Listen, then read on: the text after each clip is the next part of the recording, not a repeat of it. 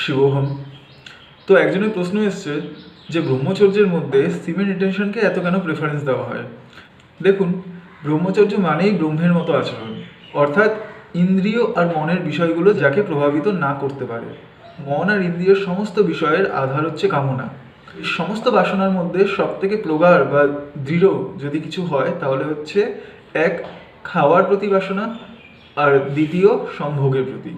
অর্থাৎ বাকি ইচ্ছাগুলোর ক্ষেত্রে সবার মধ্যে আপনি কিছু না কিছু ডিফারেন্স পাবেন, কিন্তু দুটি মূল ইচ্ছা যেটি প্রায় 90% মানুষের মধ্যে কমন, সেটি হচ্ছে খাওয়ার ইচ্ছা, আর সেকেন্ড হচ্ছে সেক্স বা ম্যাস্টুরবেশনের ইচ্ছা।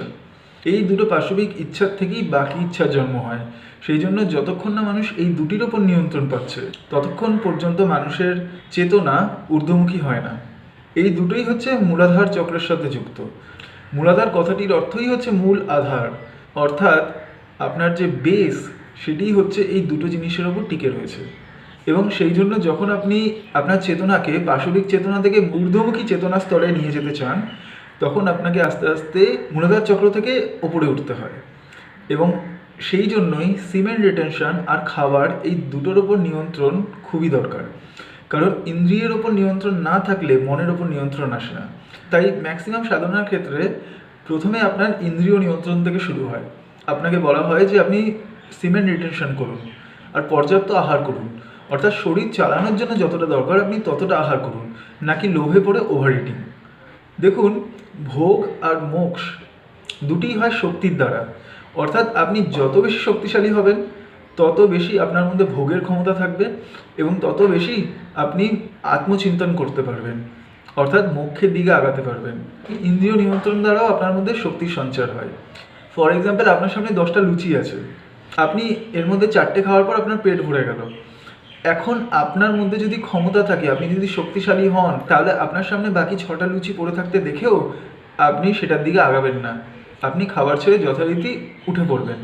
কিন্তু যদি আপনি শক্তিহীন হন তাহলে আপনি নিজের ইন্দ্রিয়ের উপর নিয়ন্ত্রণ করতে পারবেন না, আপনি মনের প্রভাবে পড়ে বাকি লুচিগুলো আপনি খেয়েই সেখান থেকে উঠবেন।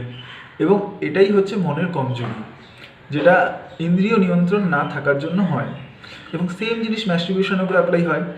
যখনই আপনি খাবারের থেকে শক্তি অর্জন করলেন তখন শক্তি প্রথমে নিচের থেকে বীর্যরূপে বয়ে যাওয়ার চেষ্টা করবে, কিন্তু যে মুহূর্তে আপনি আপনার আত্মশক্তি দ্বারা সেটিকে রোধ করলেন এবং প্রকৃতি দ্বারা আপনি প্রভাবিত হওয়া বন্ধ করে দিলেন, তখন আস্তে আস্তে শক্তির ঊর্ধ্বগমন হতে থাকবে। মনে রাখবেন, শক্তি একটাই, আইদার সেটা বীর্যরূপে নিচে থেকে প্রবাহিত হবে, অথবা আস্তে আস্তে এটি মূলাধার চক্র থেকে ঊর্ধ্বগামী হতে হতে সহস্রার চক্র অবধি পৌঁছাবে।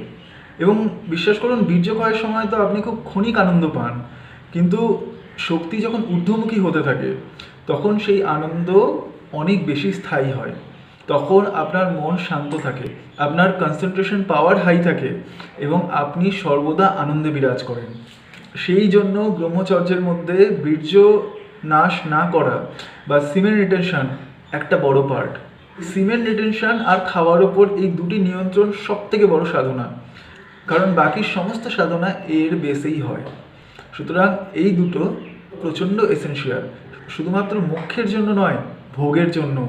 কারণ আপনার মধ্যে যদি যোগের ক্ষমতা থাকে তাহলেই আপনার দ্বারা ভোগ সম্ভব।